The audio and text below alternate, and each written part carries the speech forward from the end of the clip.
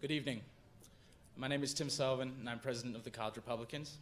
On behalf of our organization, I'd like to thank everyone for coming out tonight. First and foremost, I'd like to thank Young America's Foundation for sponsoring this event. This lecture is part of the Fred Allen Lecture Series. Events like this would not be possible without the generosity of individuals like Fred Allen, so we are extremely grateful. Finally, I'd like to thank the members of the College Republicans, university administration, event services staff, police officers, and everyone else who helped make this event possible. We put a lot of planning into it, and I hope you enjoy the lecture. Now, before we begin, I've been asked to read the statement that the university released this week.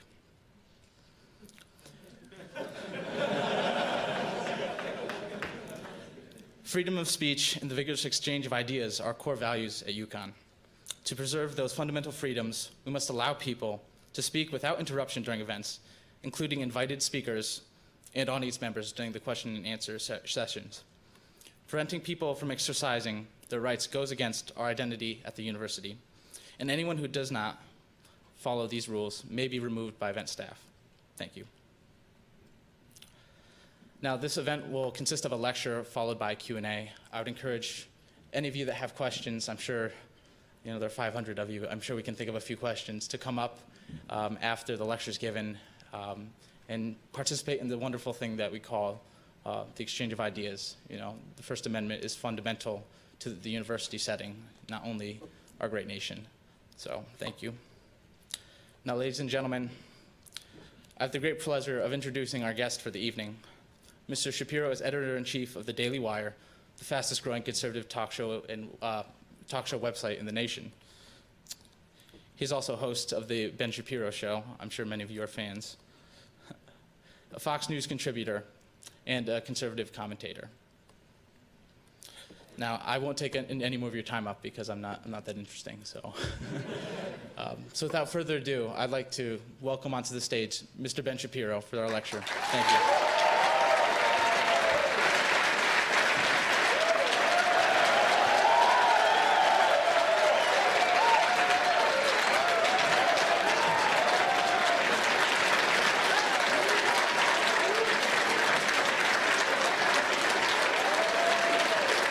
Thank you.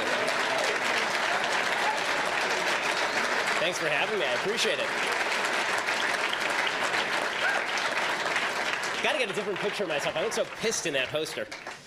First of all, I want to thank the Young America's Foundation and the College Republicans for having me. I want to thank particularly the university for providing the level of security they felt was necessary for the event. So a round of applause for the security.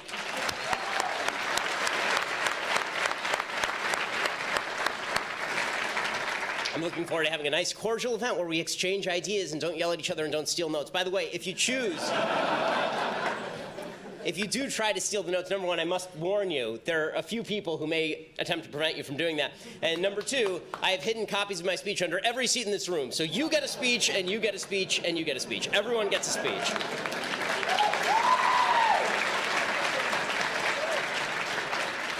Again, thanks to the UCONN administration for allowing this event to go forward. I only wish that their safety protocols extended to allowing members of the general public to show up. I know I got dozens and dozens, maybe hundreds of emails from people in the general area who were hoping to get in, were unable to do so. I had heard that by the time of this event, there were another 500 or 600 people who wanted to come at minimum, and it's unfortunate that the heckler's veto still seems to prevail. Anita Hill spoke here, I guess, in the last couple of weeks, and it was totally open to the public.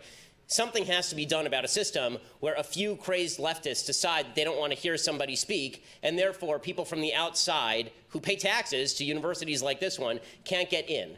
That has to stop. This heckler's veto nonsense where if somebody on the left prevents speech, we all have to make sure that no one can get in from the outside. That really needs to end, particularly because free speech, I mean, this should be a shining moment for this university, not just because I'm so brilliant and I'm here, but also because it's a great thing that universities have people like me, and yes, like the person who's speaking opposite me on this campus, to give a variation of ideas. That's a wonderful thing, and it should be a shining example for universities around the country. It's just too bad that they won't share that with people in the community who are paying for it. So frankly, I'm always amazed a little bit by the amount of upset that my speeches cause. Apparently, I've heard that I'm a danger to the student body in some way, so much so that the university's Associate Vice President and Chief Diversity Officer, the most useless title in all of academia, sent a sent a letter suggesting that students who feel threatened by my presence should reach out to the Cultural Center's, the Dean of Students' office, or the university's Office of Counseling and Mental Health Services.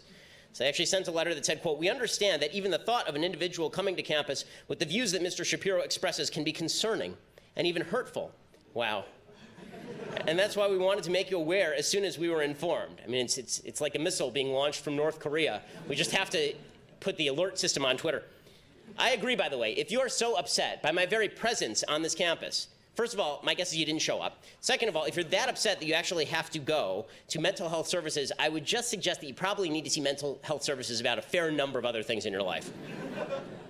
Speaking of which, of course, the College Democrats are holding an event simultaneously right now, which I'm sure has just the same number of people at it.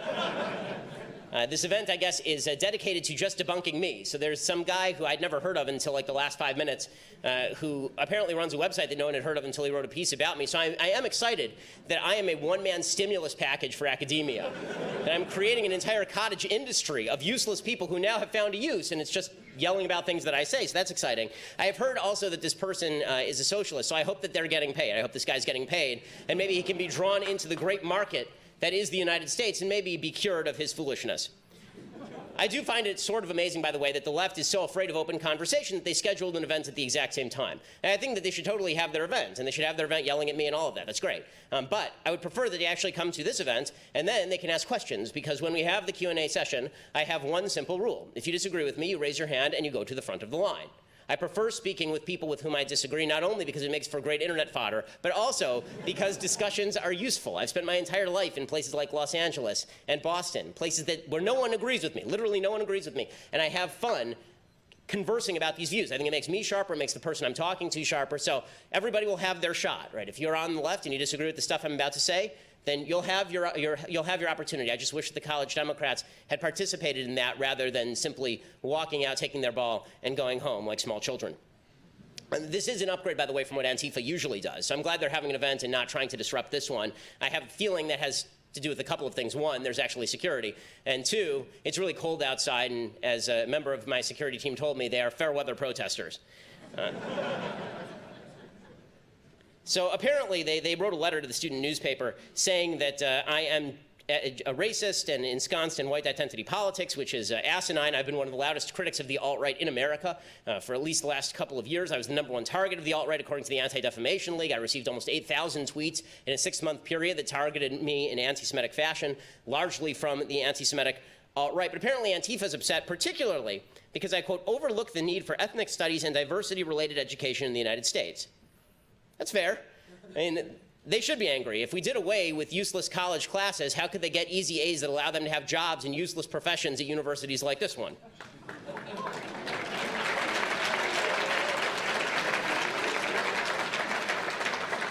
Now, make no mistake, I'm not saying that people of diverse backgrounds and orientations and races shouldn't be on this campus. They absolutely should. Everybody who's qualified should be on this campus, obviously. What I am suggesting is that if you are judging the quality of a group of people by the color of their skin, this makes you the racist, not me. And if you're looking at a group of people and you say this group of people is better than that group of people simply by dint of the variation in melanin, then you're doing something wrong. There's something wrong with you.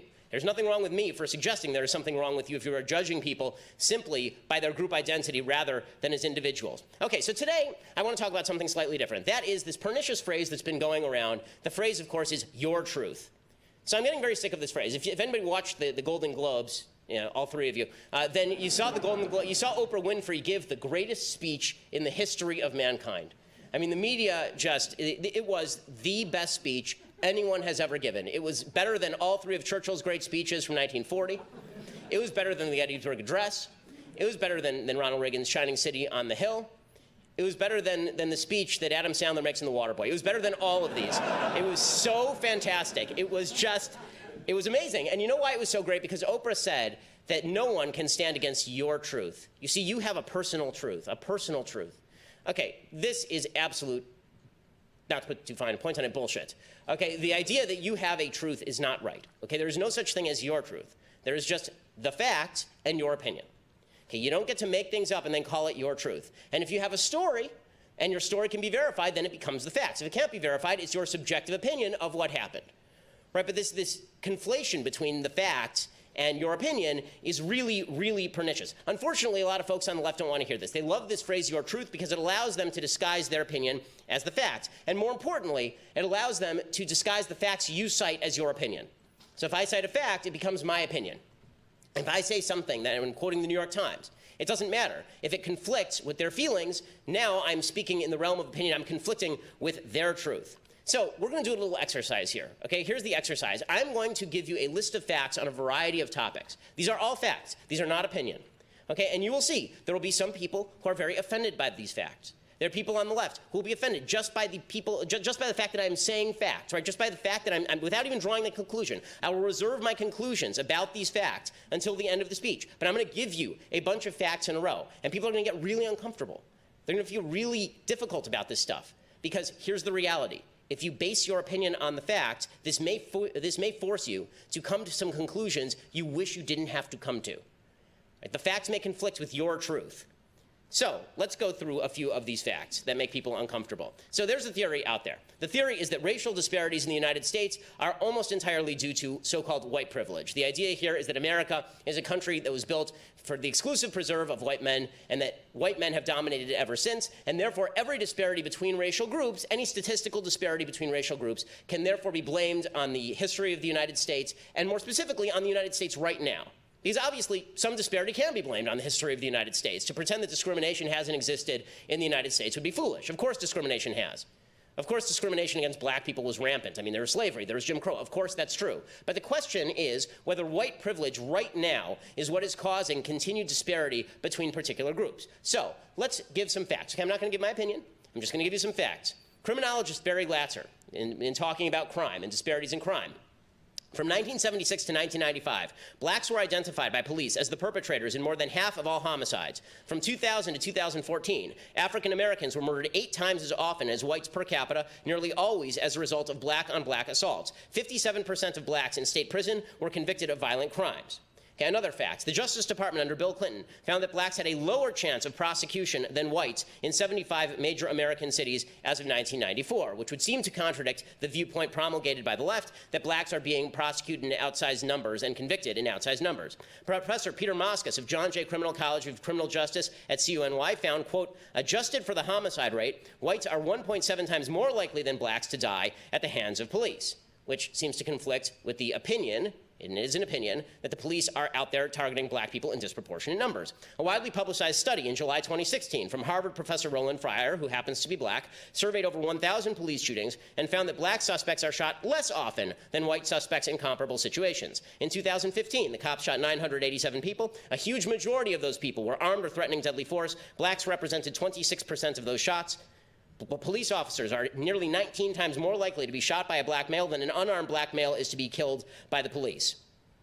How about the idea that black people are disproportionately in prison because of drug crimes? Well, the truth is that nobody is really disproportionately in prison because of drug crimes. The vast majority of people in jail are not there because of drug crimes. Just 16% of state offenders, state prisoners, were actually convicted of drug offenses across the United States. Most of those drug offenses involve distribution, not merely holding. So the idea that police are just willy-nilly breaking into people's apartments and then prosecuting them while they're smoking a joint is not true. Just 3.6% of state prisoners across the nation are in for simple drug possession. Most of those people pled down their original charges from distribution. Fully 71% of poor families with children are unmarried. So the idea that black people are disproportionately poor because of racism, there's not a lot to go on to suggest this. Okay, the idea that black people are disproportionately poor or continue to be disproportionately poor would be more specific because of racism. The truth is intergenerational poverty can be predicted in large part by one key fact: unmarried motherhood. Okay, the poverty rate among non-married white families was 22% in 2008. The poverty rate among black married couples that same year was 7%. So what happened to all the racism? And as for the idea that all racial disparities are the product of racism, this would neglect the fact that the highest earning group in the United States of America are Asian Americans. Okay, now there's another theory that folks on the left like to tout, right? An opinion folks on the left like to tout, that women are victims. Women are victimized in the United States. Women are having the roughest time of all in the United States. We need women's marches. We need to walk around wearing bizarre pink hats that represent the vagina for some unknown reason. We can't say why we're there. We can't say what we're protesting. All we know is that knit caps are awesome. Okay, so let's go through a few facts. Number one, women are not paid 77 cents on the dollar for every dollar a man makes. As Chris, they're not. And you can save your applause because you don't have to applaud facts. This is the nice thing about them. They just are, right? Christina Hoff Summers, friend of mine and professor, she writes, the bottom line, the 23-cent gender pay gap is simply the difference between the average earnings of all men and all women working full-time. It does not account for differences in occupations, positions, education, job tenure, or hours worked per week. When such relevant factors are considered, the wage gap narrows to the point of vanishing. Actually, young childless women often earn more than men. Here's from Time.com reporting in 2010. According to a new analysis of 2,000 communities by a market research company in 147 out of 150 of the biggest cities in the United States, the median full-time salaries of young women are 8% higher than men in their peer group. The new study suggests the gap is bigger than previously thought. Young women in New York, LA, San Diego make 17%, 12%, and 15% more than their male peers, respectively. And it even holds true in smaller areas like Raleigh-Durham and Charlotte, North Carolina, or Jacksonville, Florida. How about the idea that women are being they're victimized by a rape epidemic on college campuses? This is trotted out as a reason to march because presumably women are being raped willy-nilly at college campuses just like this one. You walk outside and the rape truck is just going. It says free hugs on the side of it. It's just, okay. Okay, the fact is that, number one, as I always say, I will inject a bit of opinion. Rapists should be castrated or killed. Okay, with that said, the idea that there's a rape epidemic happening on campus is pure fantasy. This idea that 1 in 5 women is raped on campus is utterly a lie. It is not true. It is based on a survey that conflates everything from attempted forced kissing with sexual assault. So a guy goes in for a kiss, you turn your cheek. This is now the equivalent of rape, according to these polls. Professor James Allen Fox of Northeastern University and Richard Moran of Mount Holyoke College point out the estimated 19% sexual assault rate among college women is based on a survey at 2 large 4-year universities, which might not accurately reflect our nation's colleges overall. Also, the survey had a large non-response rate, with a clear possibility that those who had been victimized were more apt to have completed the questionnaire. So it wasn't even a scientific survey. Here is the real statistic. According to the Bureau of Justice Statistics Violent Victimization of College Students report, from 1995 to 2002, there were 6 rapes per 1,000 per year. Okay, so that's a difference between 200 rapes per 1,000 per year and 6 rapes per 1,000 per year. In case you were wondering, the numbers have dropped since 2002. They've not increased since 2002. How about the idea that women in engineering, that this is all happening because of discrimination in engineering? Now, there may be some discrimination in engineering. There may be people who don't want a woman working in their department, but overall, it is career choice that determines where people end up in a free society. It turns out that women do not want to work in engineering as much as men want to work in engineering, and men don't want to work in nursing as much as women want to work in nursing. There are vast disparities between the sexes regarding particular populations entering a specific occupation. Right? Teachers are disproportionately women. Men are disproportionately firefighters. Is this because of sexism, or is this because it turns out that women and men like different stuff? If you don't believe that women and men like different stuff, by the way, meet a person of the opposite sex one time. Okay. Harvard psychology professor Steven Pinker, who is no right-winger, explains pretty clearly, differences between the sexes are part of the human condition. The fact that I have to say this demonstrates how stupid everything is. Hey, how about the idea that women are victimized when people like me say that they are anti-abortion, that this is some imposition on them, that what I really want to do is shut down their freedom, because that's deeply what I'm concerned with. I spend my days worrying about what you do with your esophagus and also with your uterus. This is just what I do. Okay, nonsense. Okay, the reality is that people who are pro-life because they believe that life begins at conception, and the fact is that life does begin at conception. Whether you think that life is valuable enough to trump a woman's quote-unquote right to choose is another question. But there is no question that life itself begins at conception. Professor Jaime Gordon of the Mayo Clinic says, quote, by all the criteria of modern molecular biology, life is present from the moment of conception. Professor Micheline Matthews-Roth of Harvard Medical School, quote, it is incorrect to say that biological data cannot be decisive. It is scientifically correct to say that an individual life begins at conception. Okay, another opinion that's put out there, another your truth that's put out there. If you're poor in the United States, it's because you're a victim of the system. Capitalism makes people poorer. Absolute nonsense.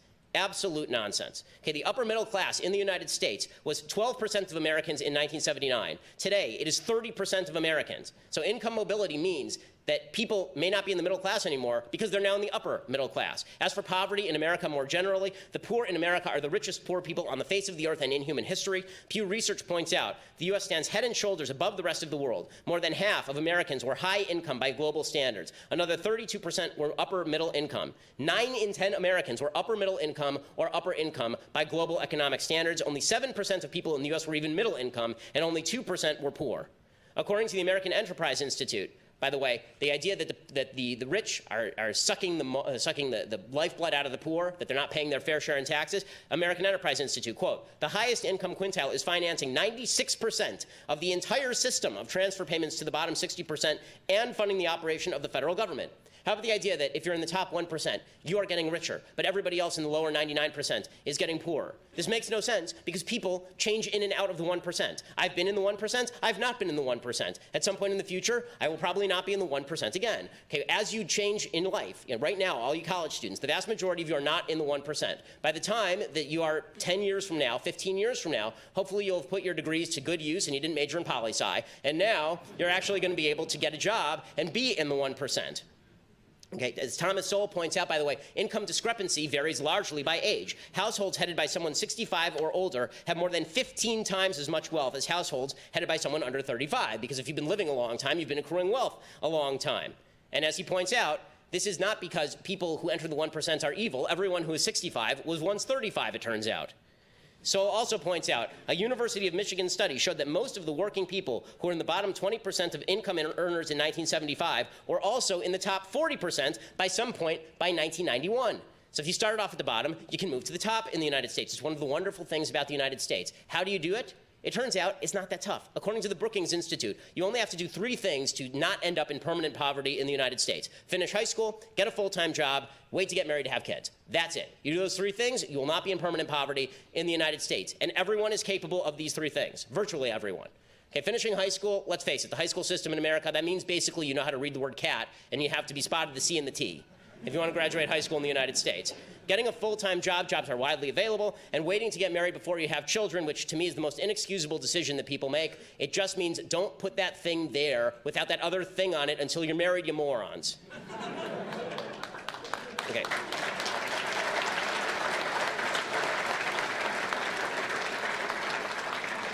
The Brookings Institute says, of American adults who follow these 3 simple rules, only about 2% are in poverty, nearly 75% have joined the middle class.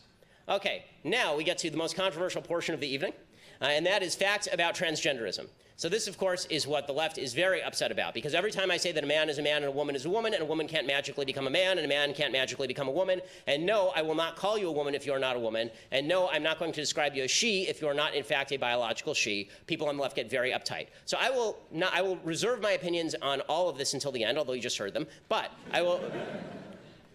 I'm going to give you some facts now, okay? These are not disputable facts, for the most part, okay? So if you dispute the facts, you can cite the studies and you can argue with the authors of the studies. I'm going to give you facts that come not from me, but from studies and from medical literature and from reviews, okay? And then you can argue with those. Okay, this is undisputed. There are 2 sexes. There are not 9. There are not 11. There are 2, okay? If you have a Y chromosome, if you have a Y chromosome, then you are typically male. People without a Y chromosome are typically female. We all learned this in 5th grade biology. Variation may exist in a tiny percentage of the population. This would make you intersex. It would not necessarily make you a person of the opposite sex. Okay, transgender advocates, however, don't even care about the biology. What they claim is that no evidence must be shown of any chromosomal anomaly in order for you to claim that you're transgender. I can be a full-on XY male, a full biological male, and if I say that I am a female, you must now call me she. I'm a transgender person, and you must call me she. Right? In order to achieve this bizarre conclusion, transgender advocates have to create a new category different from sex, because obviously this is not going to work. You can't fool anybody by saying that a woman is a man, man is a woman. So instead what you have to do is you have to create a new word, right? We'll call it gender. Right, we'll call it gender. Gender, in their view, is about maleness or femaleness. Right? These social constructs of maleness or femaleness, an entirely subjective category, not linked to biology. But separating maleness or femaleness from genetic influence is scientifically illiterate, of course. To say that a biological male is a gendered female is a basic contradiction in terms. Right? A biological male is a gendered male. He may be an effeminate male. He may be a feminine male. He is still a male. Right? And it's very easy to prove this. Okay? If a man were to experience some sort of accident that changed his hormonal balances, it would not make him a woman, right? Whether or not he identified as a woman. If a man had an accident, and for some terrible accident, and he got injured in the genitals, and suddenly he didn't have the male appendages anymore, this would not make him a woman. This would make him a man who experienced a terrible accident. Okay, a biological male may have feminine characteristics. He is still a biological male. Richard Lippa writes in the textbook, Gender, Nature, and Nurture, quote, some researchers have argued that the word sex should be used to refer to the biological status of being male or female, whereas the word gender should be used to refer to all the socially defined, learned, constructed accoutrements of sex, such as hairstyle, dress, nonverbal mannerisms, and interests. However, it is not at all clear to what degree differences between males and females are due to biological factors versus learned and cultural factors. Okay, other facts about transgenderism that are inconvenient for transgender advocates to mention. First, the idea that transgenderism is a condition that cannot be changed and that people do not change with regard to their own views of their own biology and with regard to their views of their own sex is not true. The vast majority of children who claim to be transgender when they are children, pre-puberty, do not end up being transgender when they grow up. Okay, according to University of Toronto professor James Cantor's studies, 2/3 of children who feel transgender outgrow their desire to transition sex by puberty. Another recent paper by endocrinologist Paul Cruz, biostatistician Lawrence Meyer, psychiatrist Paul McHugh puts that number at 80%. Okay, transgender advocates also claim that transgender suicide rates, which are extraordinarily high, which is just an incredible tragedy. By the way, when I'm saying all this, the reason I'm saying all this is because I think facts matter, not because I don't have sympathy for people who are suffering from something that really is, it must be truly terrifying, must be truly difficult to deal with. What I'm suggesting is that we need better solutions than blaming society for this problem, because the problem is not with society in large measure. The problem is largely with a mental condition. Okay, transgender advocates claim that transgender suicide attempt rates, which run at about 40% over the lifetime, which is extraordinarily high. Suicide attempt rates in the United States among other populations run at about 4%, that they are a result of discrimination, which results in depression. A study from professors at the American Foundation for Suicide Prevention and the UCLA School of Law Williams Institute found 46% of transgender men, which is women who believe they're men, and 42% of trans women, men who believe they're women, attempt suicide over the course of their lives. The study also does point out allegedly high levels of discrimination against people. And no one is in favor of discrimination against trans people. No one is in favor of treating trans people badly. I just did an interview with Blair White, who's a transgender woman, meaning a biological man who believes he's a woman, and the interview was all about whether I should use pronouns that Blair White wanted me to use, whether I should call Blair White a she. It was a very cordial interview. I explained my position, and everything was fine. We can agree to disagree on these particular points. If it makes you suicidal because I say that you are your biological sex, my suggestion is that there is something deeper going on than merely what I am saying to you. By the way, the linkage between quote-unquote bullying or disagreement and suicide is not proved at all in wide varieties of population.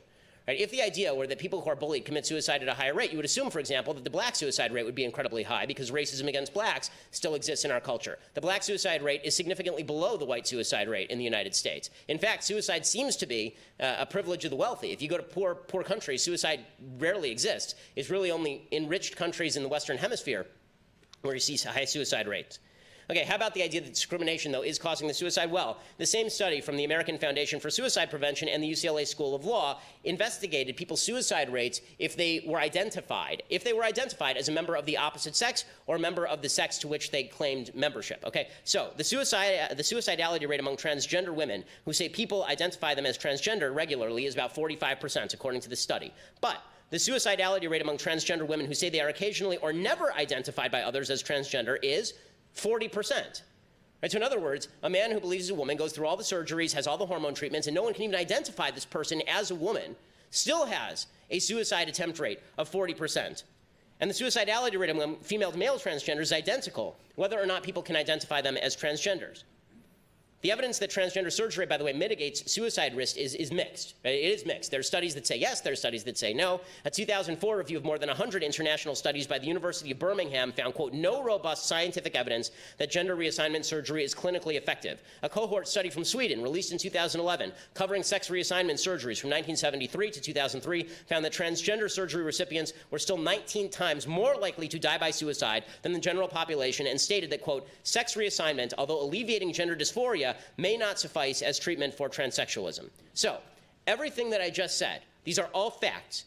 You can argue with the studies, you can argue that the statistics are not right, but you actually have to argue with why those are wrong. You can't just say that my opinion is wrong because my facts are wrong. You need to argue that the facts are wrong themselves. Okay, you actually have to argue with the facts. Now, here are my opinions. You may have gotten hints of them throughout the speech, but here are my clear opinions based on this. You can even argue with it's fair for you to argue with the conclusions I'm drawing. You can say that the premises I'm laying out do not lay to these conclusions. You may say that the facts that I'm laying out aren't sufficient to reach these conclusions, and then you have to explain why. What you don't get to do is say, I don't like your opinion, therefore I will ignore all of your facts, right? My truth is more important than the facts that you cite. Here are my conclusions. When it comes to racial disparities, race does not cause crime, obviously.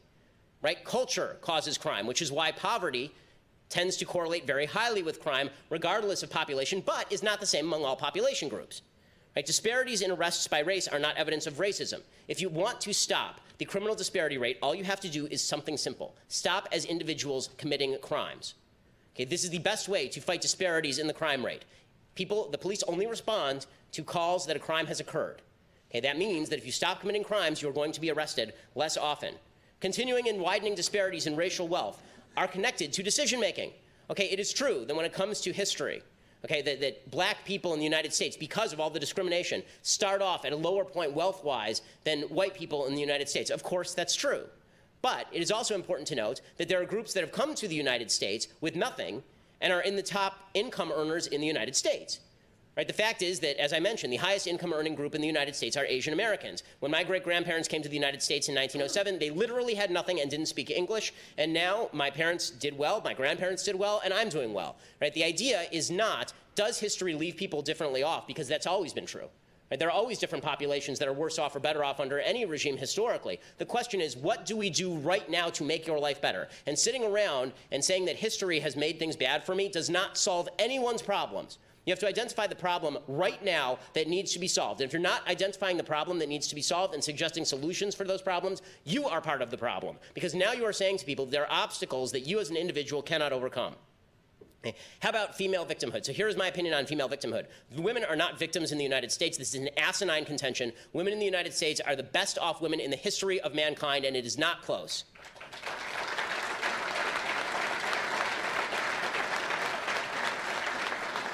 When it comes to men victimizing women, we are with you. My problem with the Me Too movement is not that they are calling out bad men doing bad things. More of this. Name them. Okay, I want to stand alongside you and say that these men should go to jail. Okay, I'm as clean on this score as anyone in American public life. I was a virgin until marriage. Okay, I do not hang out with women who are not my wife. I'm of the Mike Pence mindset when it comes to this stuff. Okay, the fact is that I want to see men who mistreat women. I was brought up like this. I have 3 younger sisters. Men who mistreat women are the worst people on planet Earth, and they should pay the worst penalties on planet Earth. But it doesn't help anybody when you conflate systems of people who are oppressive with people who you just don't like. Right? When you come out and you say that Aziz Ansari is a sexual abuser or a sexual assaulter because you went on a date with him, performed oral sex on him, and got naked in his apartment twice, and then you say, oh, he took it the wrong way, and the next morning you say, oh, well, I didn't feel good about that. I'm not going to treat you the same as the lady who was raped by Harvey Weinstein. Sorry. Right? This is not oppression of women. This is called having a rational standard for behavior. Okay, as far as the argument that women are victimized by people like me who say that women should bear the children they conceive, the answer is because I think the child has value, not because I'm trying to oppress you. I don't care what you do with your body at any other time. I do care what happens to the child that is inside your body. And it would not matter whether that child was outside your body or inside your body. I don't think that you should kill babies. Okay.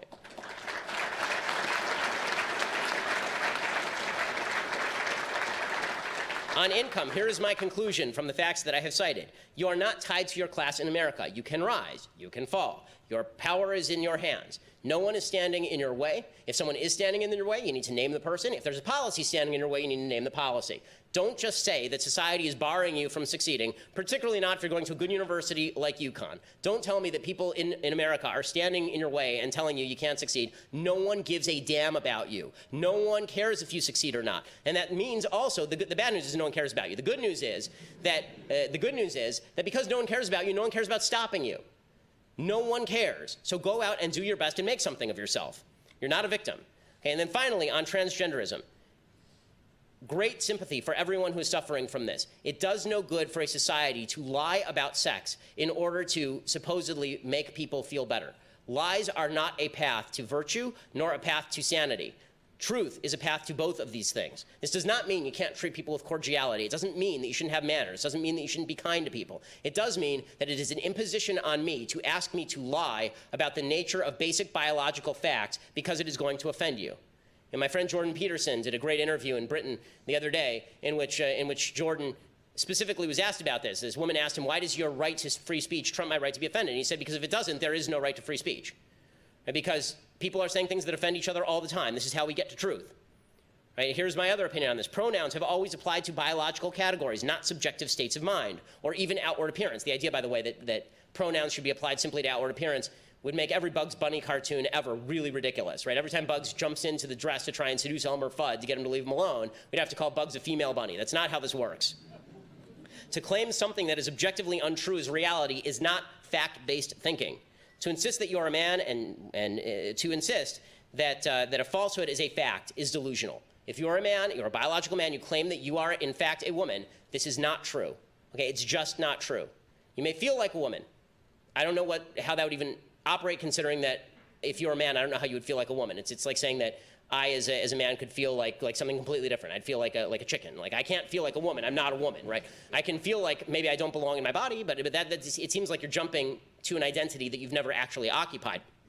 But this delusion corresponds to significant levels of depression and suffering, which is why I have said that gender identity disorder is a mental illness and should be treated as such, rather than being foisted off on society as some sort of flaw in society that we could all fix if we just started using preferred pronouns. There's not enough evidence to support that position by any stretch of the imagination. Now listen, as I say, you can argue with any of these conclusions, but you will have to explain why the facts that I cite are either incorrect or why they do not lead to the conclusions that I have stated. Some people, however, are so deeply offended that they feel no need to offer an argument. Instead, they just claim offense. They claim that they're victims, and now they win the argument. You don't need to play this game, because it is a game, and it's a stupid game. They claim I'm just being offensive, or I've microaggressed them, or I'm invading their safe space. Okay, facts are not microaggressions. Facts are facts. No space should be free from facts or safe from facts. Those who insist that I respect their truth, they don't have any truth. They have opinions. Those opinions often oppose truth. I am far more justified in ignoring opinions unsupported by facts than they are in dismissing facts that support my opinion. Okay, we can't have a conversation without a common basis in fact. If those facts offend people, so be it. I can live with that. Facts don't care about your feelings. Thanks so much.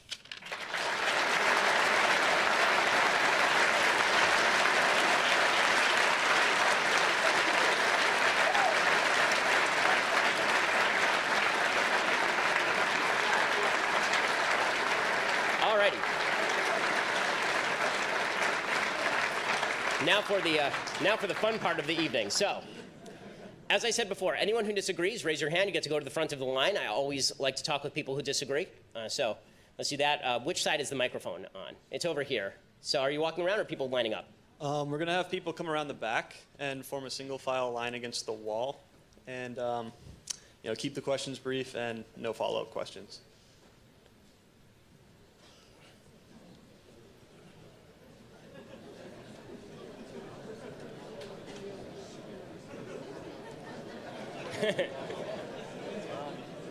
Disagree? The line is actually Not right there, okay. Oh. Stand right in here. Not now.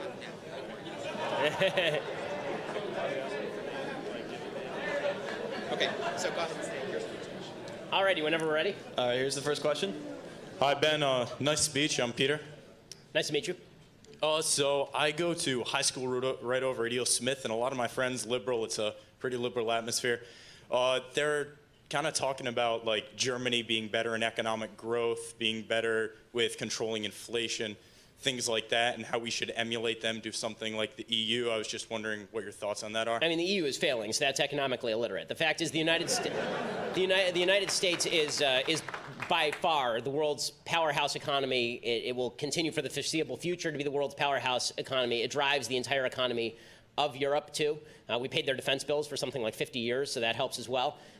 Germany they took austerity measures like 4 years ago. They had to cut back on their social programs. Angela Merkel got in hot water with her own party and with a lot of the voters specifically because of this. So the idea that Germany has a stronger economy than the United States, there's always somebody who's saying somebody else has a stronger economy than the United States. Like 5 years ago, people were saying China has a stronger economy. 20 years ago, people were saying Japan has a stronger economy. The answer is no, no, and no. The United States has far and away the strongest economy in the history of the world.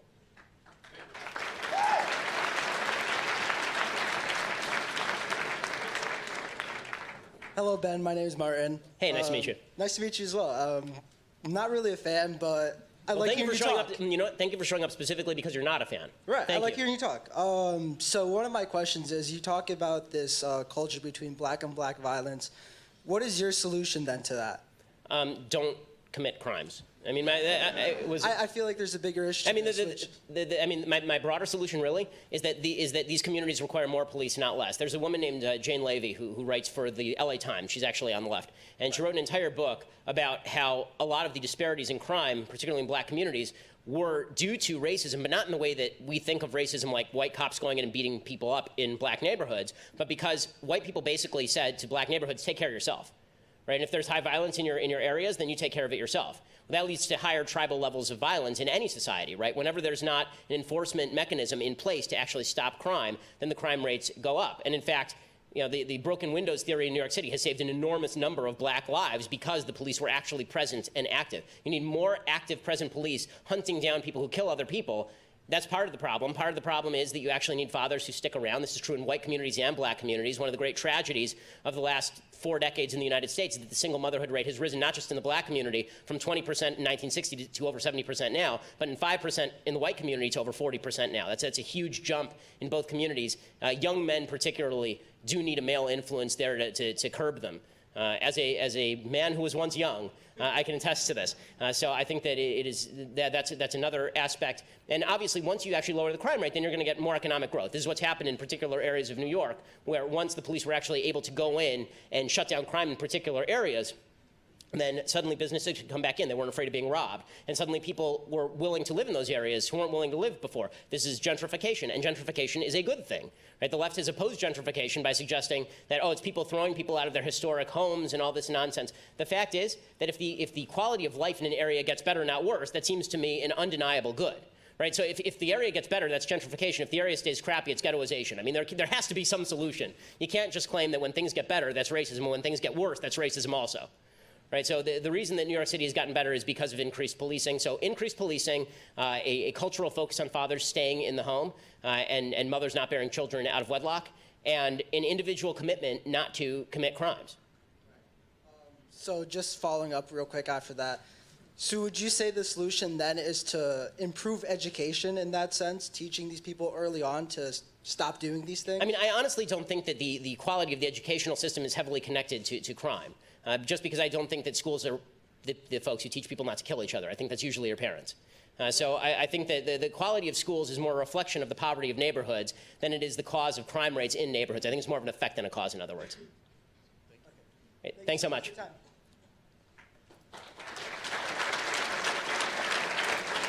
Hey, Ben. Hey, how's it going? My name's Jaron. Just had 2 quick questions for you. 1, how do you think it will play out if Oprah actually runs for president? And 2, can I grab a selfie with you?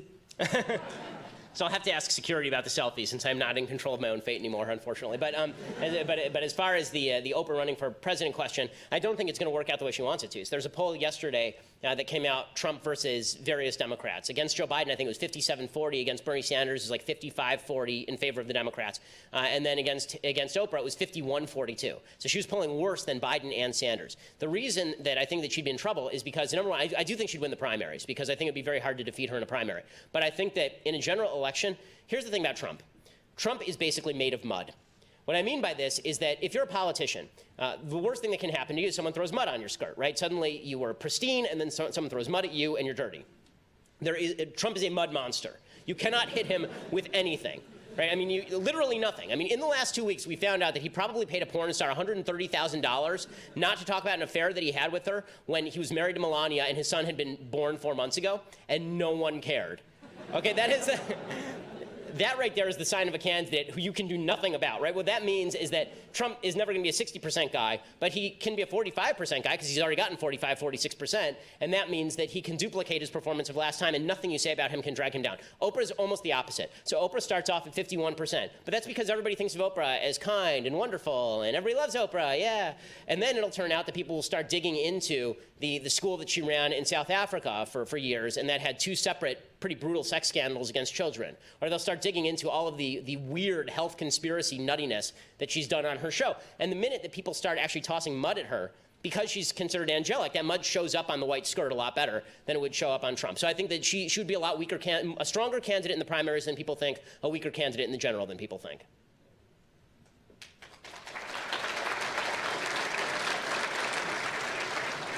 Good evening, Mr. Shapiro. It's a pleasure. Big fan. My question has to do a little bit with Jordan Peterson and the recent hysteria with, Canada's Bill C-16. Yes.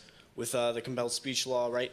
I just want to know, do you think that there's anything to worry about in America as far as compelled speech goes, government overreach? Yes. And so I think that anti-discrimination laws are going to be used as an excuse to crack down on religious institutions and people who disagree. So the way this will happen, because that's what Bill C-16 is. It's an anti-discrimination law. The idea is that you are discriminating against people if you do not use their proper pronoun. Right? This already exists, by the way, I believe, in New York City. The New York City Human Rights Commission passed an ordinance that will fine restaurants like $250,000 if they do not address a patron by the pronoun that person wishes to be addressed by. I don't know how that stands up to the First Amendment. I really don't. But that also requires a Supreme Court that's willing to implement the First Amendment. And so that depends a lot on whether Justice Kennedy has had his bowel movement that day. It's impossible to predict whether Justice Kennedy is going to go one way or another on any particular issue. I do see this happening in California. There was already an attempt to strip the Boy Scouts of their 501c3 status in the state of California because the Boy Scouts weren't allowing gay scoutmasters. You could certainly see something very similar happening if they refuse to address people by particular pronouns, or if a church or synagogue refuses to perform a same-sex wedding. They can say, okay, well, you have a nonprofit status, but you're violating our view of what should happen with regard to marriage. The state now recognizes marriages between men and women and women, so we're going to remove that status from you. I think that we're moving pretty quickly in that direction. That's where the left clearly wants to go. The only question is whether the constitutional barriers will be strong enough to prevent it. Do you think they are? Again, I think that it depends. I think it's up to us. I don't rely on the Supreme Court to protect the Constitution because it historically has done a pretty poor job of it.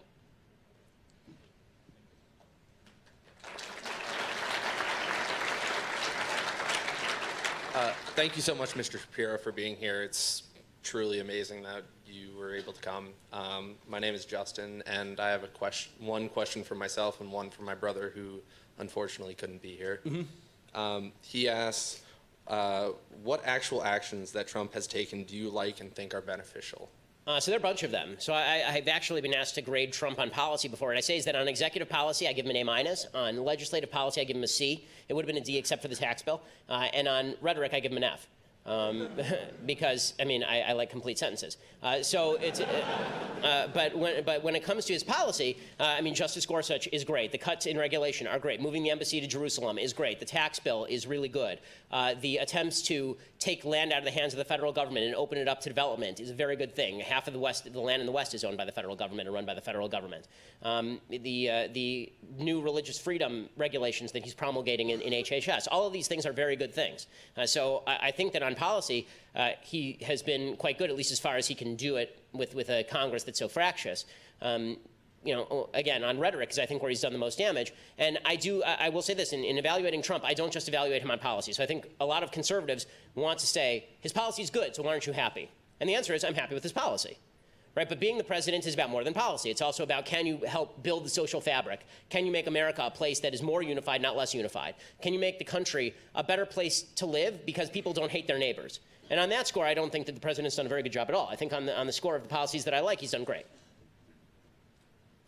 And my question is, I don't want to say you're wrong in doing this, but why do you feel it's necessary to react so sharply to leftists and the views that they hold, and react so sharply to the views, to beliefs that they hold about opinions that are Well, I mean, I think that it Yours. depends on the context. So when it comes to speaking with forceful language about the policies of the left in broad strokes, I think it's important to point out where I think not only they're wrong, but they're misguided. And in some cases, the views of the left I think are patently morally evil. Actually, when it comes to the idea that, for example, you have a right to my labor, I think that's an evil statement. So I feel very strongly about that. You can disagree with the feeling, you can disagree with my opinion, that's fine. When it comes to dealing with people who disagree with me, I'm actually, I think, pretty cordial, as you saw from the first question. So it depends on how people address me. If I'm addressed with and people want to have a nice discussion, I've done this all my life. I love doing that, I prefer it. But if somebody is going to throw brickbats, then I'm going to respond in kind. So you get to choose you get to choose the weapon for the actual face-off.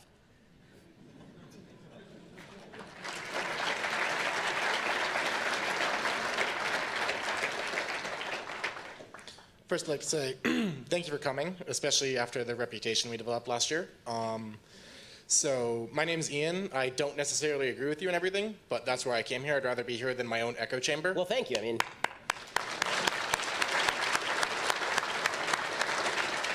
so you said that you consider transgenderism a mental disorder, which is something that I don't know enough about to properly debate you on and criticize. So more broadly, that then brings me to ask, do you think that the United States should do more to develop proper infrastructure to take care of people generally who suffer from various mental illnesses, or are we doing a fine job? No, so the answer is yes. I think that the typical route of taking care of people who can't take care of themselves more broadly, and I don't believe, by the way, that every form of mental illness requires an entire system of infrastructure, right? I don't think that a transgender person is suffering the same type of mental disorder as somebody who has severe bipolar disorder, for example. And my grandfather, on my father's side, my dad's dad, suffered from either manic depression or actual schizophrenia and had to be institutionalized for a while. That's a different thing than transgenderism, for example. So the treatments are not the same for every mental disorder, of course. But the idea that people who can't take care of themselves need some sort of net is well established in sort of American public life. But I would suggest that the place that you start is the place that everyone starts when they need help. You start with the family. If the family can't help, then you go to the community. And I mean generally the religious and social community. If that can't help, you go to local government. If that can't help, state government. If that can't help, federal government. One of the great tragedies of our mental illness system is that it's been federalized. So it used to be that local and state communities were largely responsible for funding mental health facilities. In the 1960s, JFK, because he had a sister who was mentally ill, thought that the federal government could do a better job, and he actually imposed from above a federal system in terms of mental illness and how to take care of people who are mentally ill. That actually removed responsibility from states. States just threw the burden onto the federal government. It's made facilities worse. In the 1970s, there was a vast release of people who were mentally ill and probably shouldn't be on the streets onto the streets. That led to a significant uptick, for example, in homelessness. A huge percentage of people who are homeless across the nation are people with severe mental illness who need to be on drugs. And are not being given their drugs and are being told that it's an aspect of freedom to live on the streets and live in misery. I don't think that that's right at all. So that's my short answer as to what we need to do with people who can't take care of themselves.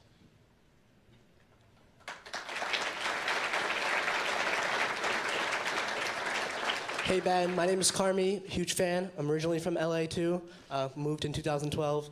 Why would you move to this weather, dude? Well, my dad's a rabbi, so he moved. Oh, okay, fair enough. So do you think the GOP rigs election with gerrymandering and voter ID laws?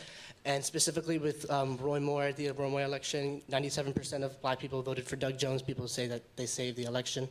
Well, I mean, so as far as voter ID, I do not think that voter ID is discriminatory. If I have to show an ID to buy an alcohol, it seems to me that I should have to show ID in order to vote. This does not seem like a huge burden on me. I mean, voting seems to me a significantly more important decision than what type of beer I get or whether I have to buy a crappy Zima. As far as gerrymandering, the truth is that gerrymandering, there are only two ways to do districting, right? Way one is that you have some sort of quasi-impartial board that actually draws the districts. The problem is these boards are rarely impartial, and historically those boards have been biased to one side or another, and so gerrymandering has been the way that we've done politics in the United States for 300 years at this point, or at least 250 years. So the idea that that is something out of bounds or crazy is sort of ridiculous, especially because the argument seems to be that once Republicans enter power, then they can gerrymander the districts so Democrats never get elected again. Okay, literally 2 years ago, the Democrats had the presidency, and in 2009, right, I mean, I'm old enough to remember this, in 2009 the Democrats ran everything, and Republicans were never going to win again. And then Republicans won the House and they won the Senate. Now it probably looks like Republicans may lose the House despite the gerrymandering. And then, you know, it'll happen. The Democrats will gerrymander it right back, right? This is what happens in state legislatures all around the country. So the idea that it's some sort of grave thing that we have to be deeply concerned about, I don't see the evidence that it's super grave. I'm open to the idea there's a better solution than gerrymandering. I'm just not sure that the solutions that have been proposed, these sort of bipartisan boards, that those are necessarily the proper solutions. Thank you very much. And may I also take a selfie with you, possibly? Oh, well, I don't think the other guy got to, so that's kind of unfair. But we'll see if afterward we can do some selfies.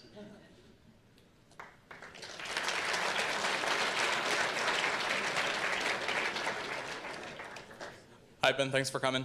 A common criticism liberals, or particularly progressives, often levy at conservatives is the absence of compassion, so to speak, in the formation of our policies, especially under Trump. So what is your position on if compassion over logic, perhaps, or empathy is whatever stupid. balance? So, I mean, not to put too fine a point on it, empathy is dumb. The reason I say this is not because I don't have empathy for people. It's because you should not make policy based on who you care most about. If I did, I would take all of your money and give it to my kids. I like them better than I like you. Right? The fact is that, I mean, there's an entire book on empathy that's specifically about why empathy in policy is a problem. Sympathy is fine. Right? Having sympathy for people is good. Having empathy for people is not great. The distinction being, if you have sympathy, you feel bad for someone. If you have empathy, you put yourself in the shoes of that person. But by doing so, you're now not in the shoes of everybody else. The best policy that can be made is the policy that is about, you know, the data and the number of people who are affected, because you can always find the person who's the most victimized and then make policy around that person, as opposed to trying to create policy that affects the most people in the most beneficial ways. So, I mean, it's great to be empathetic. I don't see empathy as much of a moral value as some other people do. I don't think feelings are in and of themselves moral values. I think behavior is moral much more than feelings. Maybe this is my Judaic background, but Judaism is much more an acts-based religion than a grace-based religion, meaning that in my religious viewpoint, I think that God cares much more about what you do than how you feel about it. I think politically speaking, some of the worst things that have ever happened were based on good intentions. And so, you know, trying to formulate policy that is the best without violating people's rights is a better way of doing policy than saying, I empathize with this group of people or this particular person, and therefore I'm going to shift policy to meet them there.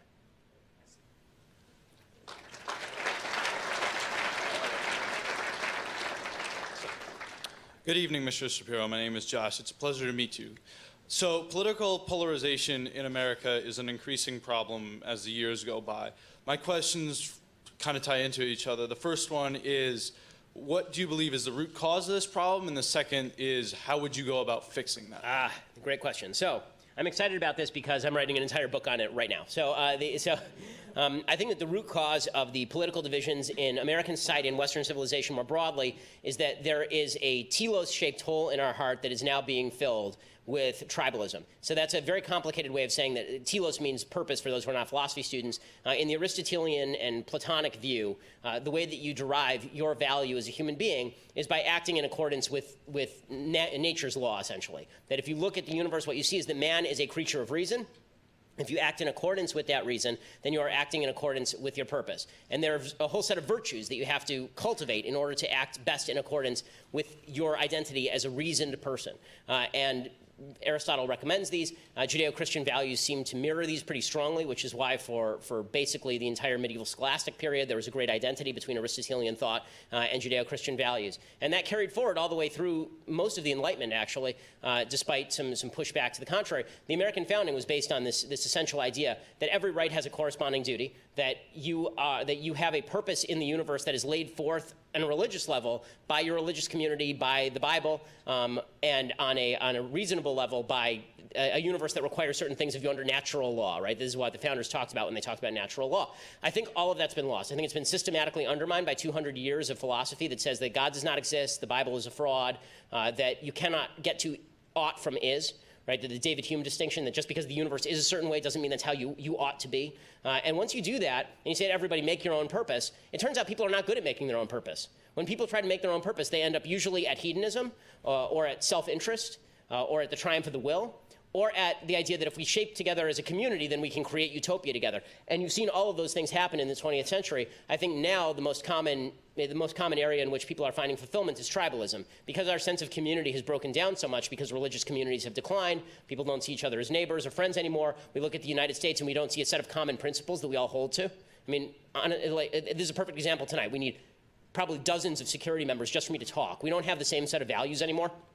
Because of that, people are filling that hole with tribalism. They're filling that hole with, okay, there's a bunch of people who look like me, and therefore those are my people, and I'll stand up for their interests. And you see this, I think, to a certain extent in the Black Lives Matter movement. I think you certainly see it in the alt-right movement. And all of these tribal movements are deeply disturbing and cut against the grain of Western thought, which has been moving toward individuality and universalism simultaneously for the past several thousand years, and is now moving, I think, in a completely sideways direction, thanks to the undermining of these key concepts. Purpose, individual purpose, the capacity of individuals to take control of their lives, communal purpose, and the capacity of a community to set boundaries around individual behavior so far it doesn't hurt other people, and also to ensure people's freedom.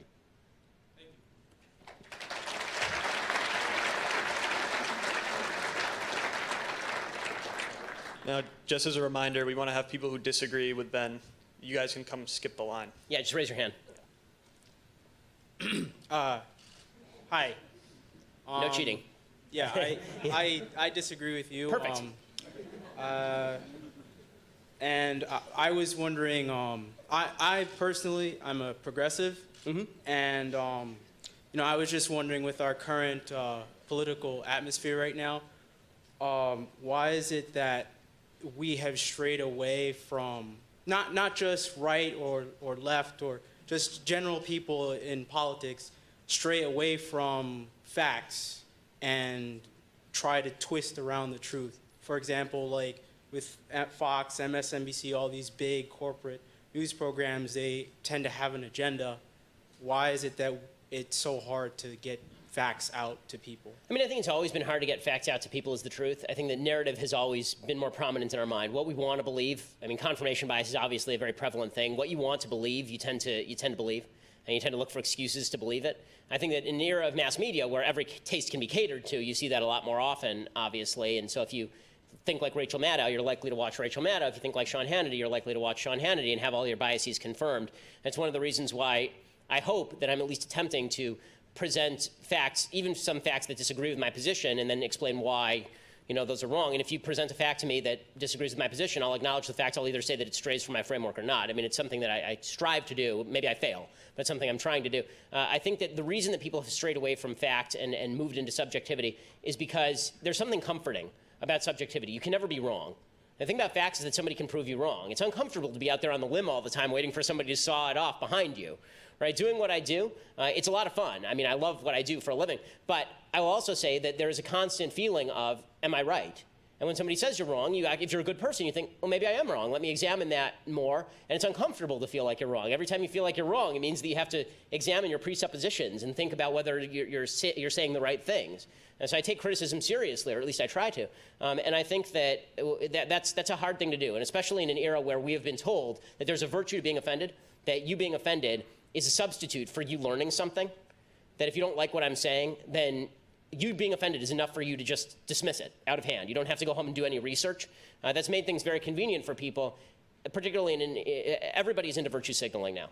It's very easy. This is why you see these kind of tsunamis that start, where people will call Steven Pinker a racist. Right? I mean, Steven Pinker is a lefty. Steven Pinker only says that there are differences in biology between men and women, for example. Or he'll say things like I've said, that there are different crime rates in particular communities. And then he'll get blasted for this as supposedly upholding alt-right views.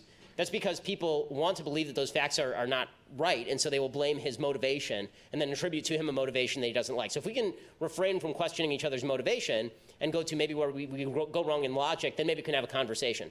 This, by the way, is one of the reasons why, even though I'm an Orthodox Jew, I never cite the Bible in defense of my positions, because I know that a lot of people don't believe in the Bible, so we can't have a conversation on common ground here.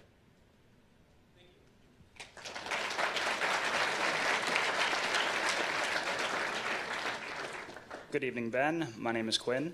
My question stems from attending Turning Point USA's Student Action Summit in West Palm Beach just a few weeks ago.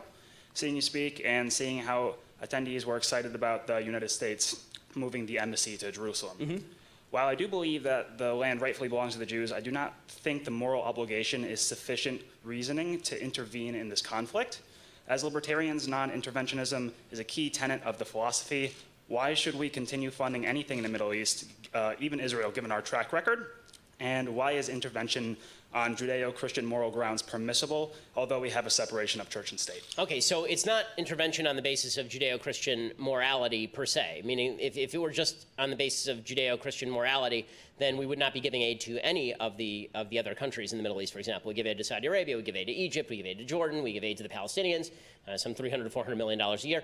By the way, I'd be much happier if we just cut off all aid. I mean, I think there's a strong case to be made, the Rand Paul case, that you just don't give foreign aid, period. But if you do give foreign aid, then the idea is that it's supposed to be in our national interest. Then the question becomes, is it in our national interest to be involved in the Middle East? And this is a question, I think, that was decided relatively conclusively on September 11th. Right? I mean, the idea that we can sort of retreat from the world and that we can just intervene in sort of policing actions, as the Clinton administration did, came home on 9/11, and 3,000 Americans died because of that. So the idea that a powerful America in the world is unnecessary, that we can retract within our own borders and that there won't be some enemy that comes and fills the space. By the way, that does have impact on commerce. That does have impact on our economics. It does have impact on how people live. You know, my view is sort of the view of the founding fathers, which is that we ought not be entangled in permanent alliances. We should always be looking to what is in our interest. But one of the things that defines our interest is the fact that we are a good country, right? We are great because we are good is the idea that if we were to be a completely amoral country, then we would not be worth standing for. Right? We should be, to the best of our ability, balancing moral obligations that we have as the leader of the world, in which capacity we've liberated Europe twice, and in which capacity we've liberated the people of the Soviet Union, and in which capacity we have liberated the people of South Korea. You know, all of those things are great goods. I think it's one of the reasons why the United States is the beacon of the world and why it's something worth defending, not just on power grounds. So, but on a realism level, if we don't make more allies, then we have more enemies. If we don't back our allies, then those allies are likely to suffer catastrophic defeat. If we don't side with the countries that side with us, then we are likely to see those countries side with somebody else, and that puts us in a negative international position with regard to issues that a lot of libertarians do care more about than defense, things like trade, economics, and even culture. Thank you.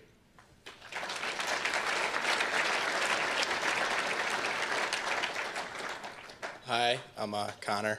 I was just wondering, I agree with you that like biologically a man is a man and a woman is a woman. I was just wondering what you see the detriment of society, like why we can't like let a transgender like woman be called she or something. Because it is a lie. I lies are agree. detrimental to society. So I think there are a couple of reasons. So yeah, sorry, you let him finish the question. That's fine. No, I'm just wondering, what do you see? I understand it's lying. Like I was taught not to lie. I just don't understand what is so wrong about that specific lie. Well, I mean, as opposed to other lies, I'm not sure there is anything wrong. I mean, I don't like all of them. But as far as that specific lie, I think that one of the problems that we have is this determination that men can become women and women can become men undermines some barriers between men and women that I think are useful and good, particularly in children. So if I have to teach my 3.5-year-old, right, she's almost 4, if I teach my almost 4-year-old girl that she can become a boy, then I think that is not only lying to her, I think it's confusing her, and I think it's damaging to her psyche. One of the premises of the transgender movement is that human minds are completely non-malleable. That oddly enough, men are not men and women are not women, but if you are transgender, that is unchangeable, and that especially among children, if a 3 or 4-year-old has certain feelings, those feelings have to be taken completely seriously. We can't fight against them. We can't suggest that the kid will grow out of it. Instead, we have to say that this kid is inherently transgender. I can tell you, having kids are incredibly malleable. Kids are easily confused. And saying to a child, which is what the transgender movement would like to do, I mean, they're having drag shows in kindergarten now in some areas. When you do that, when you confuse kids about gender, you're doing the kids no favors. You're doing them or you could be doing significant damage to kids. Kids should not be confused about their biology. Kids should not be confused about their gender. And let's put it this way, just from a certain statistical standpoint, if it is true that the transgender suicide attempt rate is 40% over the lifetime. And if I am right, then more kids will be confused about gender, which, by the way, you do see. You've seen an uptick in transgender surgery in Europe. You've seen a greater identification as transgender overall. In places like Europe, malleable rates of transgenderism in Europe. If that's the case, then you are raising the suicide rates, presumably, if there's an association, between for young people who are now confused about gender. So I'm not in the mood for countenancing lies about what men and women are, specifically when I think that there is a goal of redefining a key term for the entire society. That's fair. I was just wondering. Yeah. I just disagree there. That's all, yeah. Yeah. Thank you.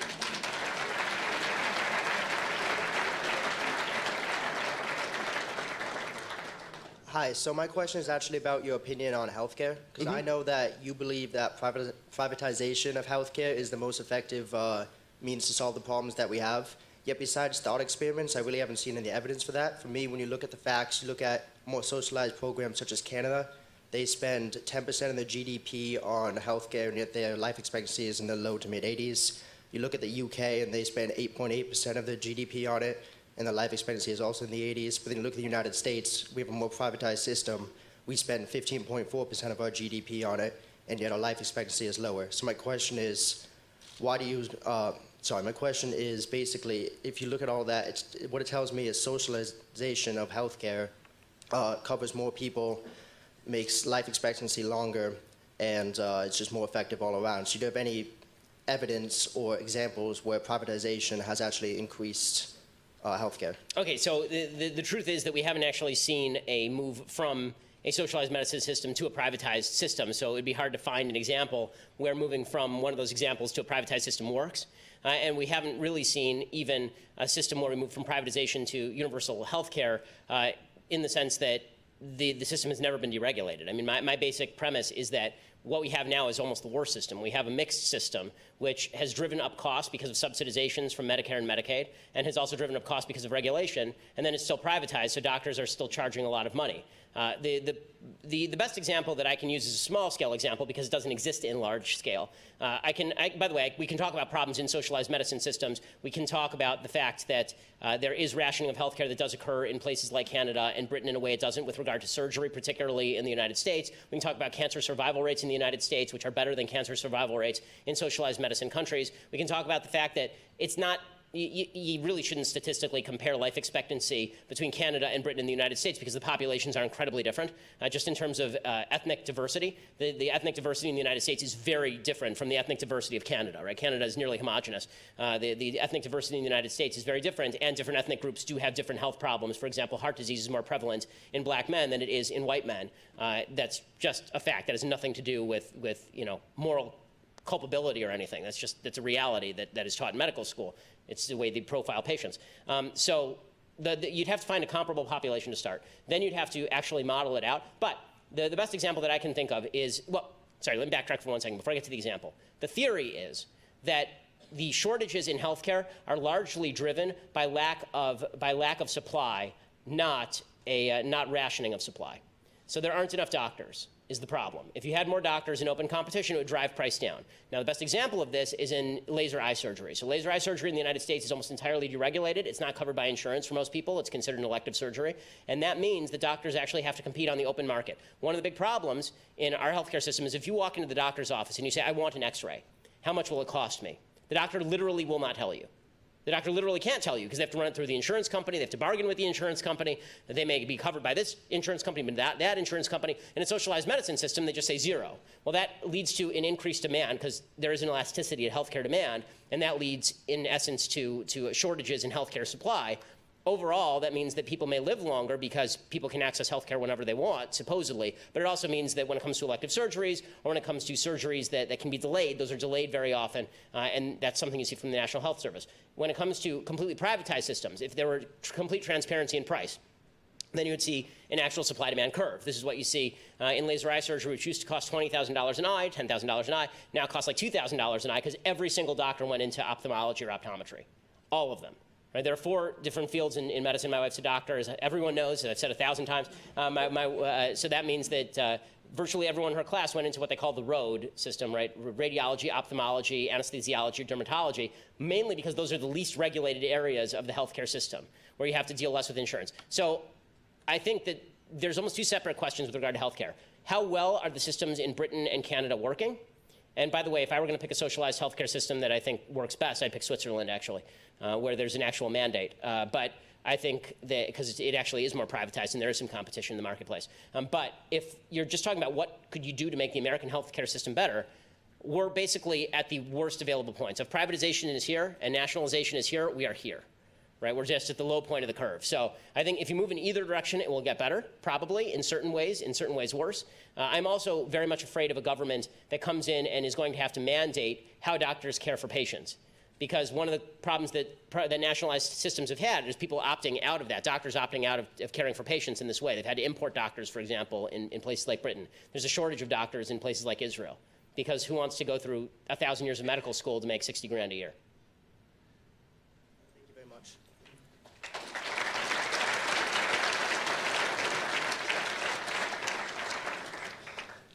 Hi, Shapiro. Howdy. I Nice understand that you don't believe in the rape epidemic, and you're trying to prove a point, and I totally understand that, but I believe your facts are misleading. When I heard you say, correct me if I'm wrong, you said that there are 6 out of 1,000 I said the Bureau of Justice Statistics report from 1995 to 2002 reported that the rape rate on college campuses was 6 out of 1,000 women. Okay, and from those statistics, which I've seen them before, they're from reported actual crimes, right? Yes. Is that what it is? Yes. Now, so it's possible, you're right, it's possible the statistics are higher because of unreported crimes, sure. okay, well, you answered my question.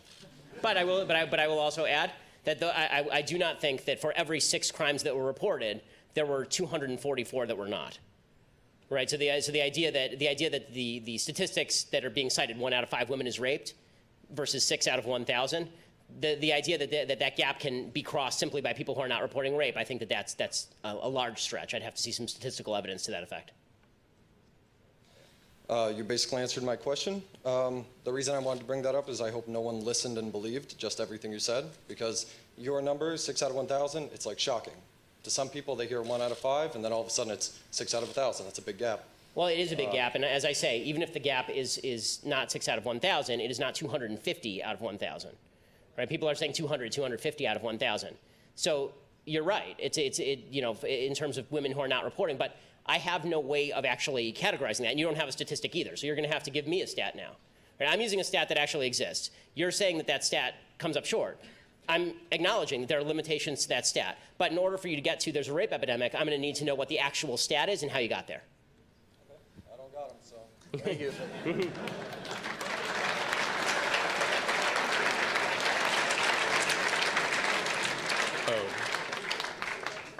Oh, hello, Ben. Big fan. I just had one real quick question. Assuming he runs for re-election, who do you think Trump's biggest adversary is for the 2020 election? I think Biden would probably be the biggest adversary in terms of somebody who could beat him. It's simply because Biden has a lot of blue-collar credibility. For some reason, people seem to like Joe Biden. I've never been able to understand this.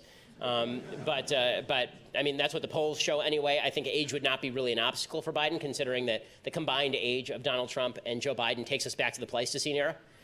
So I think that Biden would probably be their best bet. I think they're going to make a very stupid mistake and nominate the most progressive person they can find. They'll nominate somebody like Kamala Harris or Cory Booker, because Cory Booker shouts and cries and largely makes a fool of himself in the Senate. But if they were smart, they would nominate Biden. What they would do if they were smart is they would nominate Biden, have him run with somebody like a Kamala Harris or a Cory Booker, and then say, I'm going to serve 1 term because I'm 70,000 years old.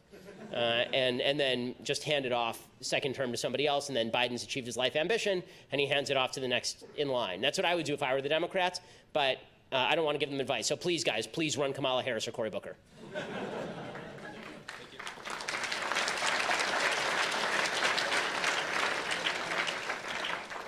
How's it going, Ben? Pretty well. Like a true liberal. Everybody's alive. We're having a good event. Like, no one's been killed. It's great. So, I don't know.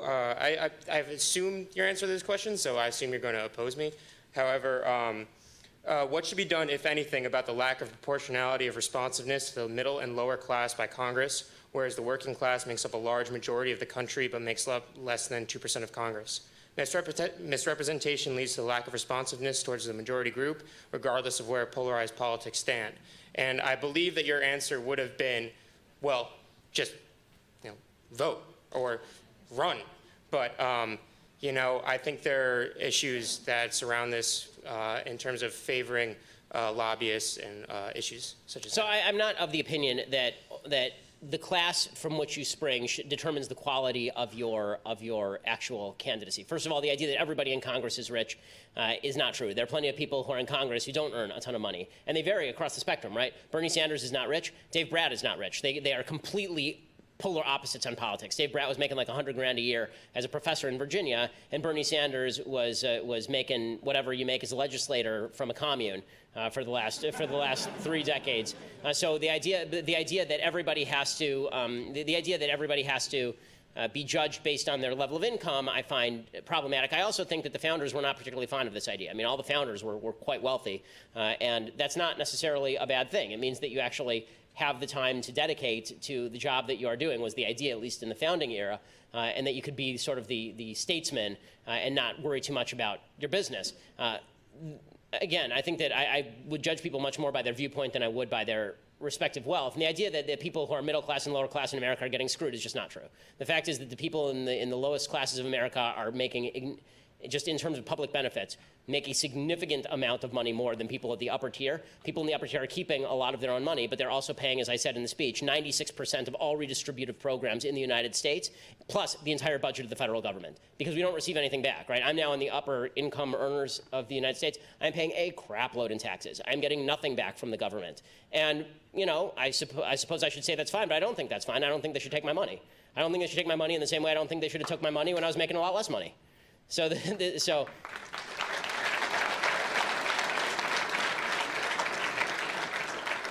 So I guess your initial assumption was correct, that I don't really care that much, right? I don't actually care the economic class from which you spring. I care the ideas that you promulgate. Thank you.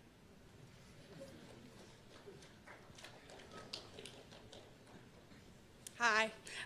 So very much not a fan, but decided to come anyways. Okay, it's like an Alcoholics Anonymous meeting. Yeah. So I actually have 2 questions. All right. The first one is, how do you account for like statistical manipulation when you present your facts that you presented in the beginning? So more specifically, when you were talking about percentages of blacks in X, Y, and Z, and when you were talking about the differences in wages today versus 20 to 50 years ago, how do you account for A, the difference in population among blacks versus whites or other races, and B, how do you account for the increasing gap between the middle class and the upper class? Okay, so, sorry, 2 things. There are 2 questions there. On any given statistic, I would bet we'd have a more productive conversation if I could actually give you the source. You could look up the source, and then you could ask specific questions about how those numbers were arrived at, because I'm giving you the bottom line, but I'm happy to give you the footnotes. I typically don't do that because it makes the speech even longer and more boring than it already is. But I'm more than happy to argue the stats and whether they're good or not, because it might be like that other guy questioning the Bureau of Justice Statistics stats, right? There might be a flaw in the stat, and then we can argue about that. So that's a good question. The answer is we'll look at each individual stat and we'll determine whether we think that it's reflective of reality or not based on its internal logic. As far as the idea that how do I account for the gap between the upper class and the non-upper class, as I said, number one, it's not the same people in the upper class, right? People move up and down between classes fairly regularly in the United States. There is a widening gap in terms of the people who are earning the most and the people who are earning the least, but that's because if you had to make a chart, it wouldn't look like this. It wouldn't look like the people at the top are going like that and people at the bottom are going like that. It would look like this, right? People at the bottom are moving up slightly, and the people at the top are moving up rapidly. That's because investment income has done really well under the stock market, for example. So if you had money to put in the stock market, that's been doing really well for you over the past several years, which suggests that one of the ways that you get out of poverty is to save and then get into the stock market. Right? The point here is that when people focus on income inequality, I think that this is actually a rather large moral mistake. I think that focusing on poverty is a good thing to do. I think focusing on income inequality is not a good thing to do because there's no correlation between income inequality and relative rates of poverty. Right? There's tremendous income inequality in a lot of places on planet Earth. In fact, in all places on planet Earth.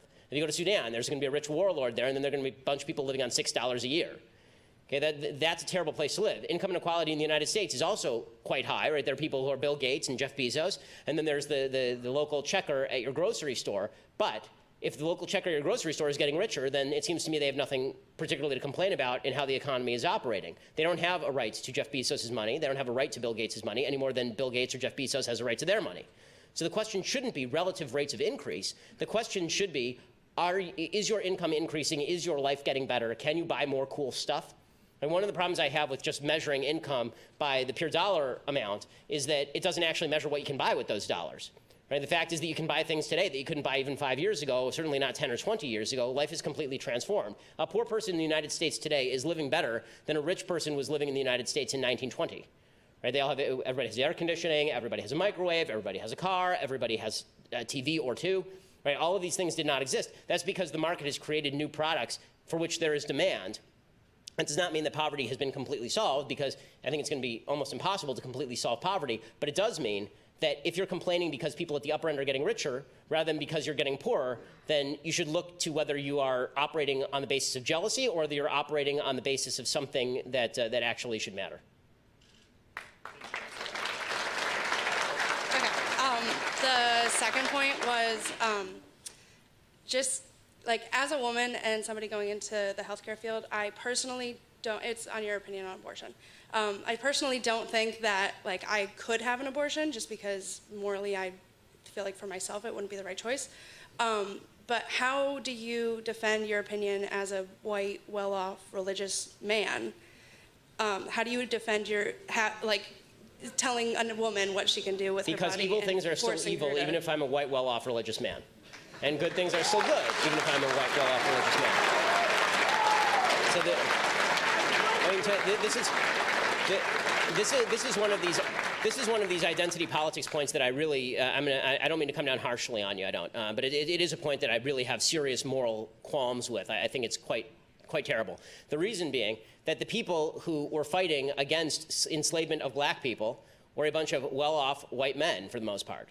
Right? And those people were saying, this is a moral sin. This is a moral blot. They weren't living in the South. They didn't own plantations. They didn't live the lives of the plantation owners. They said, this is evil, and we are here to stop it. Right? When you see something that you think is morally wrong happening, especially when you're talking about the taking of a human life, like, listen, I think that you shouldn't go around randomly killing homeless people. I just have this view. I'm not a homeless person. Most of the people who randomly kill homeless people are probably not of my economic strata, my religious view, or my, I don't know whether they're of my skin color or not. I have no idea what the actual sociological breakdown of homeless killer serial murderers is. But I would suggest that my identity has nothing to do with what is right or wrong. And this is what Western civilization used to be about. Western civilization used to be about the idea that, yes, I'm not a woman in the healthcare field, but you and I can have a conversation about what's right and wrong, because this is the nature of human reason. The nature of human reason, the nature of right and wrong, is that you and I can talk about what's right and wrong, and that I don't retreat into my identity. If we can all retreat into our identity, and our morality is now centered around that identity, morality doesn't exist at all. We break down into a society of fragmented atoms where I can't even say, like, you're torturing a puppy in your backyard. I have nothing to say about that. I'm not a white woman who's in the healthcare field. I'm not going to do that. I refuse to surrender the idea that I can have a moral stance on issues that are of concern to society and of concern to the well-being of the United States simply because of the color of my skin or the nature of my genitalia. And honestly, I believe any view that feels differently is sexist, racist, and bigoted.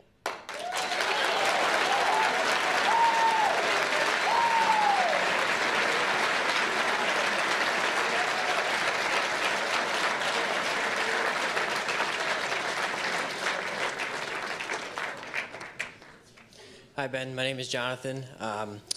According to statistics, millennials are more likely to be lean Democrat, or now socialism is on the rise. How do we convey conservatism to them and show them the light? I mean, I think that the biggest problem, there are two big problems with millennials. One is that they have lived in a society where socialism has never really been a thing.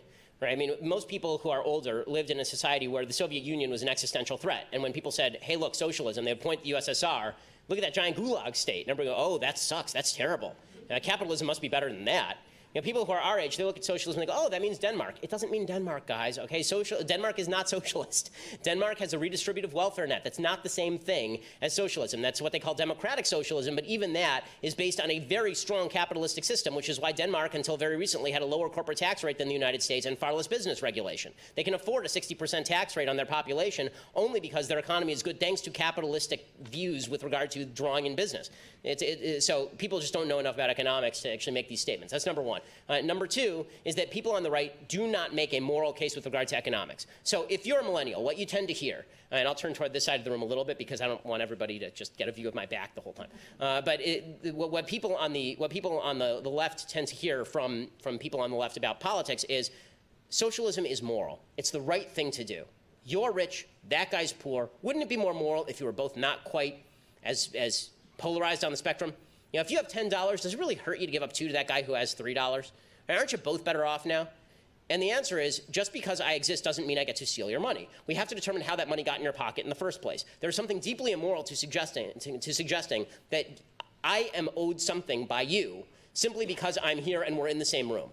Okay, that's not true. I don't know how you got your money. Maybe you worked your way up from poverty. Maybe you made a lot of money because you invented some new GMO that allowed billions of people to be fed. Right? In that case, you deserve the money. And guess what? You deserve the money in a free market economy because people were willing to engage in a voluntary transaction with you. Voluntary transactions, consent. This is the nature of capitalism. Seizure of property, seizure of wealth, force, compulsion. These are the nature of socialism. That's the argument that conservatives should be making. And if you want to win the day on economics, that's the argument you should be making as well.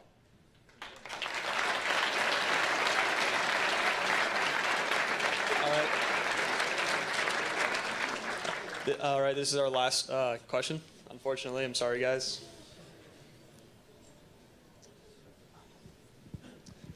Yeah, go ahead. Yeah, that's. Hello, Ben. My name is Joe. I'm holding my phone because I'm recording for my dad. He's a big fan, so he says hi. Oh, tell him I say hi. Yeah. Hey, Dad. How's it going? So I have 2 pretty serious points to address. In 2016, you had put out a list of people that you thought were characterized as the alt-right.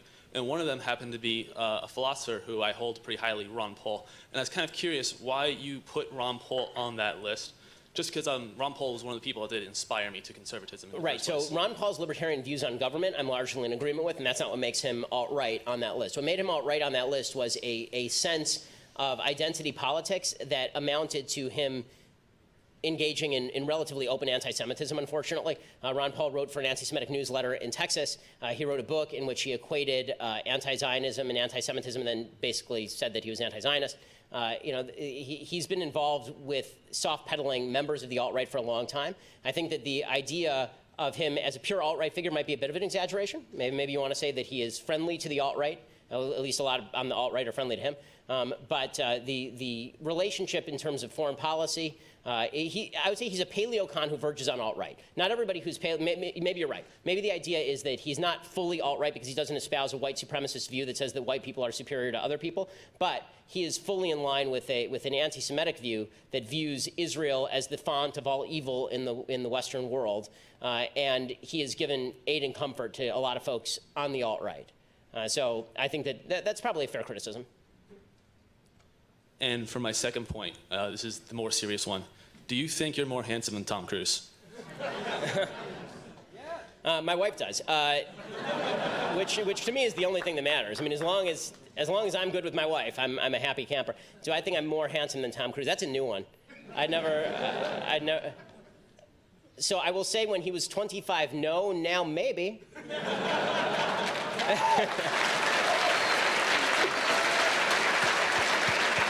Well, thank you so much. I really appreciate it. Thank you for coming out.